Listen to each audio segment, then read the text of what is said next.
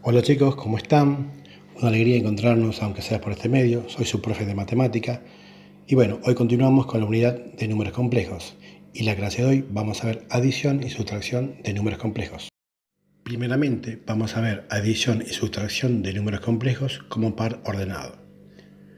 En el ejemplo de la suma, se puede ver que en el primer par ordenado, el menos 6 corresponde a la parte real.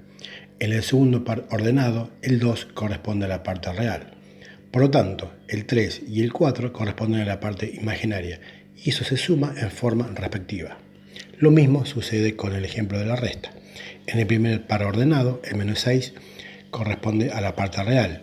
En el segundo par ordenado, el 2 corresponde a la parte real.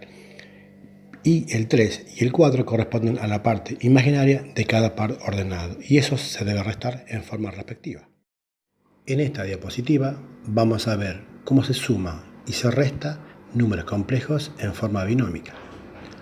Recordemos que un número en forma binómica, el primer número corresponde a la parte real, el segundo número corresponde a la parte imaginaria, por lo cual debemos agregar la letra I.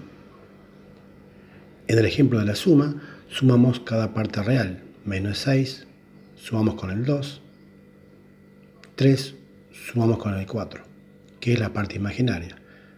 El resultado de esa suma es otro número complejo cuyo primer número corresponde a la parte real y el segundo número corresponde a la parte imaginaria. Por lo tanto, debemos agregar la letra I. Lo mismo sucede con la operación de resta. Ahora, en esta diapositiva vamos a ver adición y sustracción de números complejos en forma conjugada.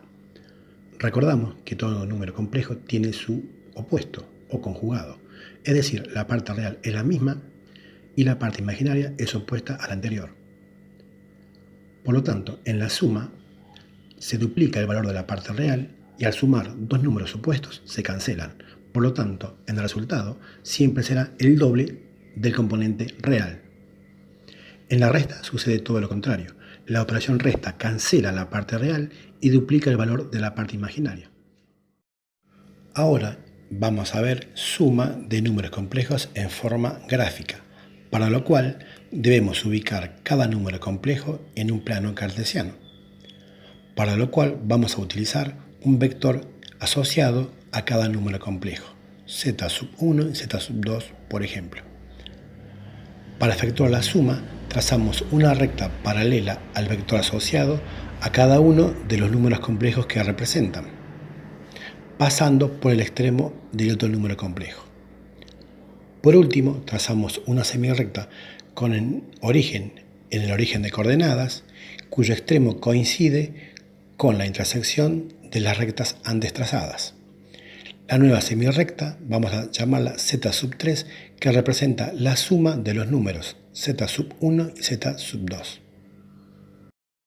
Ahora vamos a ver cómo restamos en forma gráfica dos números complejos, para lo cual trazamos una recta paralela al vector asociado a uno de los números complejos, por ejemplo z1. Esta recta debe pasar por el extremo del otro número complejo llamado z2. Por último, trazamos un vector con origen en el extremo del número complejo z2 con el mismo módulo y sentido que z1. Ahora trazamos una semirrecta con origen en el origen de coordenadas, cuyo extremo coincide con el extremo de la recta trazada anteriormente, que correspondía a z1. Esta nueva semirrecta determina la resta entre z2 y z1. Por último, tenemos las actividades que corresponden a suma y resta de números complejos, tanto en forma gráfica como en forma analítica. Y recuerden que cualquier duda o inquietud pueden consultarme en el aula web del colegio. Y además recuerden que deben realizar las actividades y enviarlas al mail del colegio secundario. Bueno chicos, les mando un abrazo. Hasta la próxima clase. Nos vemos. Cuídense mucho, por favor.